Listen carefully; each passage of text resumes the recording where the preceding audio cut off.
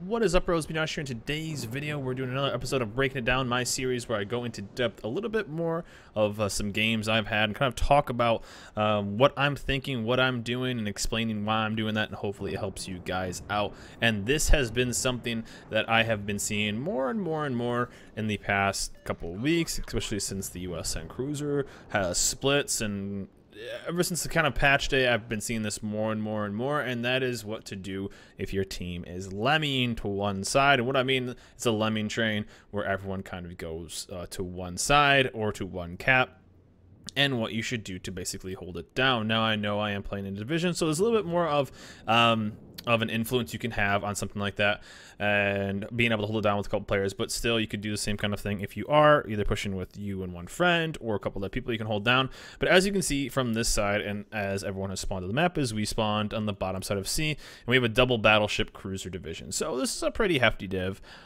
just pure health wise. It is luckily only a 2 destroyer div, so we have to get a little bit lucky, but as you can see, the rotation of this entire team is everybody that has spawned B and C is going towards the A line. So as you can see, there's a battleship right here who spawned on C, completely bailing on it. Cruiser was right here. He's heading towards B as well, as kind of in the middle, so I'm okay with that. But we had 2 cruisers that spawned here. They're completely bailing towards A, and just watch this A cap get basically filled with green ships. So what do you have to do? And one thing I've kind of done more and more recently is the trains have gotten so much more in depth.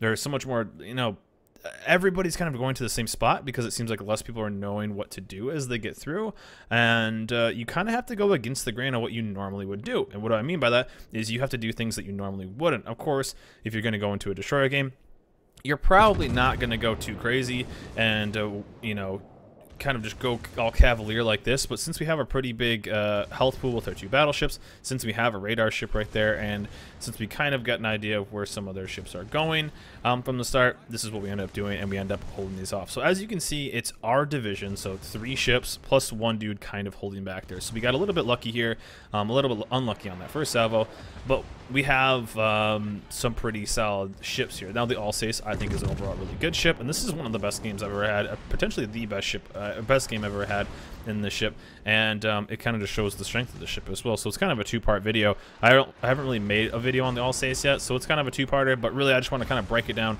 on what kind of I'm thinking here. And there's a couple tough choices I've made in this, and one thing I want to do right here is, you know, one, hit the DD when I can, use the ever-living hell out of these nasty French secondaries, and take out these light cruisers if I can. So that's exactly what we're gonna do. We're gonna take out the fragile ships, get those out of the way, and then start beating down these battleships. So the Tirpitz, I want to get some range on him. I actually outrange his secondaries because I don't think this guy has the extra little boost. His secondaries start to die off a little bit more, and we're still kind of working these guys down. And if they focus me, they focus me. I'm going to use my armor, angle away, and try to watch the silent. My plan here is, since these guys are starting to kind of not really focus on me, the Missouri focuses on me a lot this game, but it's because I give them some pretty good angles. But just really, again, focus down the fragile ships, and their whole battleship core is basically here, besides one. Again, look at our A cap. Look at our A cap right now. All but 4 of our ships. We have 4 ships holding down. Well, one of their cruisers is dead. So we'll count the cruiser. 1, 2, 3, 4, 5, 6, 7. So we have 4v7 on this side.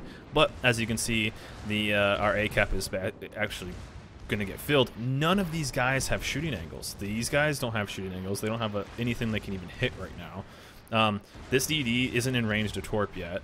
And these guys really don't have any shooting angle because it's not that good of a spot. So again, it's basically us holding down this entire side.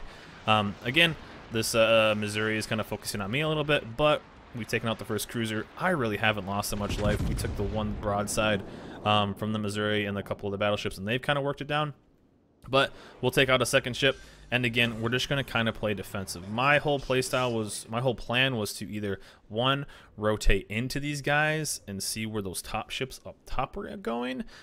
These are the guys I was really looking for. If they were going to rotate away, which I'm assuming they will, because they're eventually just going to get flanked, we could then start pushing. I would gladly push right into a Missouri. That's fine. But still, we're just going to slowly drag this away, keep it spread, and you know, if I can be in one area, that means the Freddy in our division can be in the other area, and we can just slowly work these guys down. But one thing I'm going to start to do is as you can see, the guys are a little bit far away. I'm going to start getting bow into these guys and stay in my secondary range. The more I can be in secondary range, the more our pressure can be, and just kind of chilling there, using my angles, using my armor, staying in that secondary range and just applying pressure naturally. Some just static, or not even trying, right? You don't have to. You can force repair, you can force a fire, you can get multiple fires. I'm going to out secondary this Missouri all day long. So if I can just get in relatively close and stay in that secondary range using my armor, it's going to give you a massive advantage to just slowly take off life, because he has 20k life than I do. He's gonna be able to tank more. He has more armor than I do. I do have a reload on him, but of course he's gonna angle correctly, and I'm not gonna be able to get the best salvos on him. But if I do kind of slow down and use my strengths, which are my secondaries, I will slowly get an advantage over this Missouri, because there's nothing he can really do. And as you can see, look at our ACAP. There are so many ships in our ACAP right now. ACAP is safe. ACAP is safe, so that's awesome. But we're going to try to put a nice little shot in. Luckily, they are starting to get some kills, which is nice. One of the downsides is these lemming trains tend to get into a situation, and then they don't move. So that's one of the downsides, is when you do get a massive hit on that destroyer, that it feels so good. 2 overpens, though, for 8k. Some of these numbers just never make sense when you're shooting against a destroyer. You get a full pen for no damage, 2 overpens for 8k. Makes sense, right? But they're starting to kill a couple ships, and I'm basically going backwards away from these guys. So what am I going to do? Turn, put some more pressure on these guys. One of the main reasons why I'm going to push into them now is because I was worried about giving up broadside, and this North Carolina that's right here will be, if I curl in towards this island right here, then that North Carolina can't get broadside anymore. And that's my whole thought process here, is I can then bow into these guys, use my secondaries, and that North Carolina won't have a broadside on me. I need to not give away any life, because I need it to last as long as possible, because it's 3 battleships versus 2, you know, 3 battleships plus a DD plus a cruiser.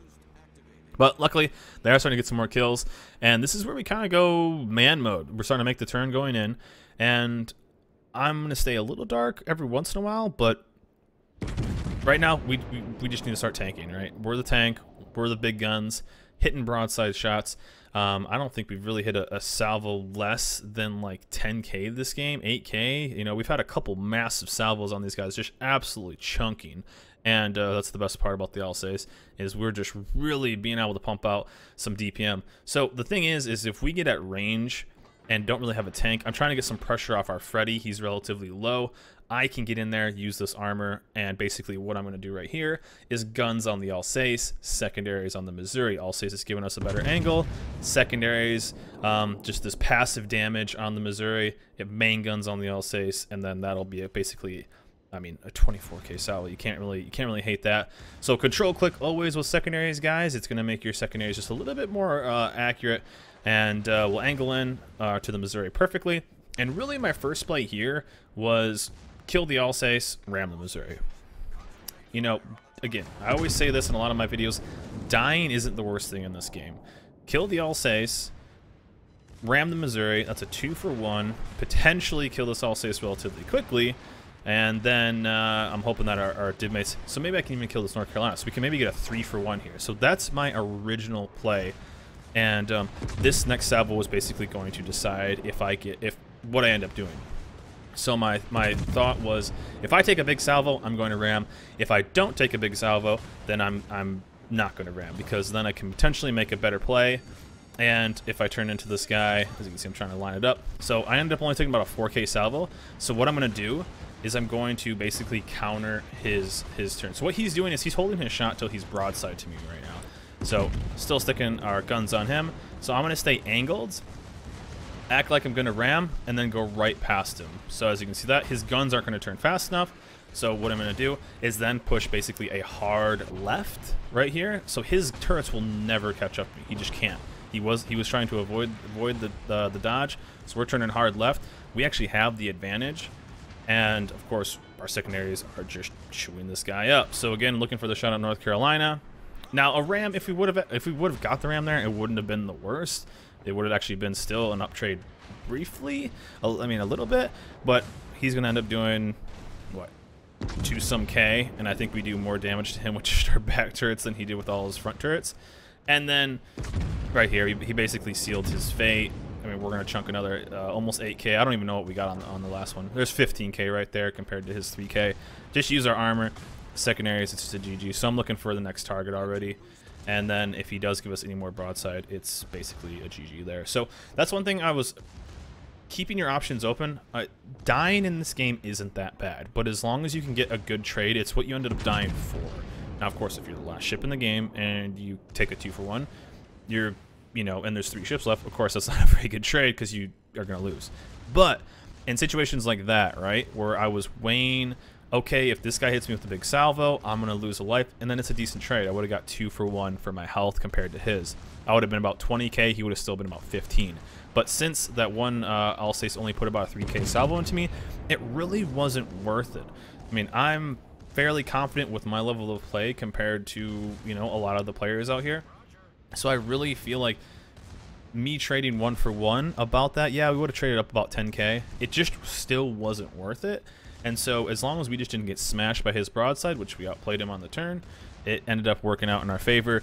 We quad his damage, we 4 times his damage, even when he was angled away, and there's the French secondary. It's just absolutely just murdering. So he's just gonna get burnt down as long as he's in my secondary range. There's honestly nothing he can do, and of course he's going from French secondaries into German secondaries. So this is a pretty fun game. It was a monster damage game in the Alsace. We held down an entire side, just a few of our ships, and the shot's gonna go in. I had HE loaded. I don't even know why. I think I switched up. Was there a destroyer? No, he was angling. That's the only reason why. But yeah, we held that down. We held up, as you can see, the Mogami right there that spawned. He was the farthest east spawn on the team. Full life, just getting out of ACAP. I've been seeing that more and more recently. So I wanted to make kind of a quick little video of saying what should you kind of look for. Yes, again, I'm in a division for this game, so it's going to be harder to just do it solo. You know, a lot of people are saying like, well, I have to go do it myself. Now, if that's a YOLO push, I'm just going to get focused out right there, right? So if you can get a couple people in your random games, yes, like me, Josh, I can't get random people in my games to do anything I want. Yeah, it does happen. But you know, getting a couple people communicating, saying, hey, let's hold this down. Most people are willing to kind of work with you, and really, you can potentially hold that down. Just what ends up happening is, it seems right now that, especially in high tiers, that there's more and more of follow the leader. And what that kind of means to me is a lot of players are getting into higher tiers and not quite knowing how to really go through and how to play certain maps. And what do I mean by that is they're just not quite sure what to do, so they're just going to follow people that look like they do know what they're doing. You know, they're going to follow the team because it's most likely the right thing to do, right?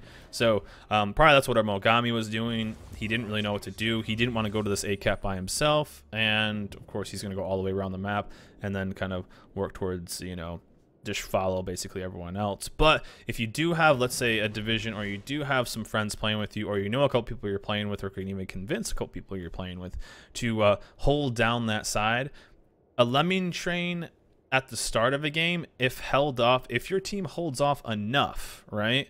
They hold off enough, that's a massive, massive force that the enemy team is going to have to do. That's what you see like a lot of games like Two Brothers, where it's, you know, one side has 7, one side has 5. The side with 7 needs to push through, and the 5 just needs to hold. Right? So whatever side has the most needs to keep moving. You cannot stay, even if you tend to go with, let's say, the lemming train, you tend to just kind of follow everybody and roll with the group.